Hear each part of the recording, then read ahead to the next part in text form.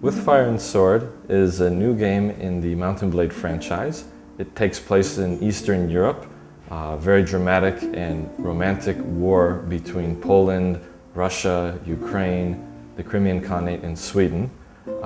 It's the 17th century, and in that time period, gunpowder became part of warfare.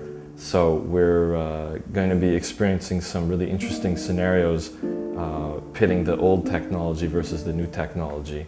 We responded to players' requests to make a Mount & Blade game that's based in history, because players get attached to their own countries, so it's very fun to pick a side and steer the course of history. Well, my favorite feature with Fire and Sword is the new troop system. It's something that I've always wanted to add.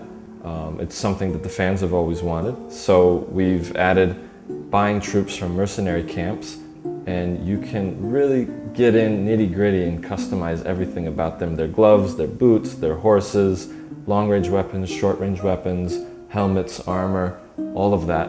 And it adds a really personal feel to it. So it's kind of like playing dress-up, you know, with your G.I. Joes or your little action figures. And well, if we have some nice lady gamers, maybe Barbies with battle axes, that's always good.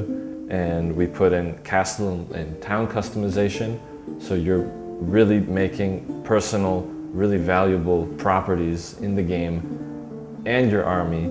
All of it makes you more attached to and want to fight for what you have. So the single-player campaign in With Fire and Sword has been vastly expanded.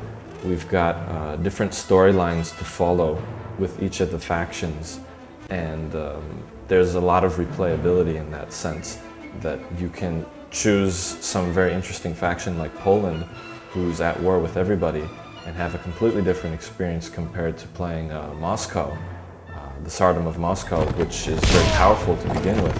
Multiplayer is even better than Warband.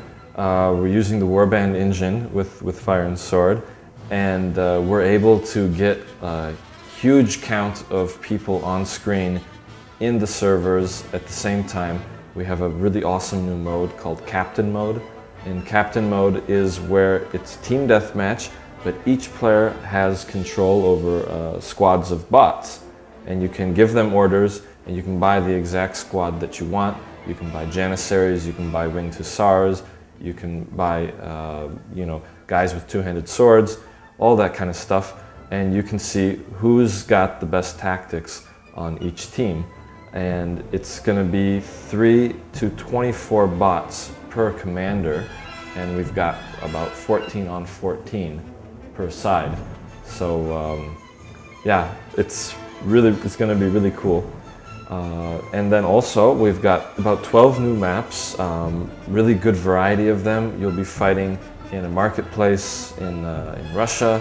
We've got huge siege battles, all sorts of things, even a swamp map. So there's a really good variety of maps to play in with Fire and Sword. Players are going to feel overwhelmed and also overjoyed all at the same time, because they've got so many options and everything is so fun in the game. Customizing your army, trying out the new tactics, trying out the new technologies, getting involved in the storylines, all of that. So it's a familiar experience, but yet completely new at the same time because of all the nice features that are in multiplayer and single player.